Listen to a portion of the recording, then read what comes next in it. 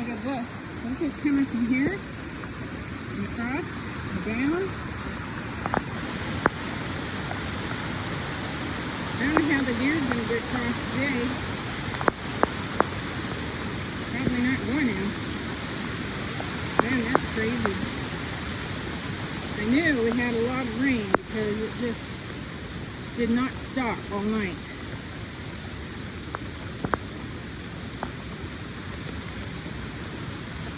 Wow. Well, we're going to have a truck come down here and clean this road up after it stops raining. They won't do anything until it stops. So, there we are. This is what our road looks like when we get a lot of rain. And I mean a lot of rain. Man. Whew.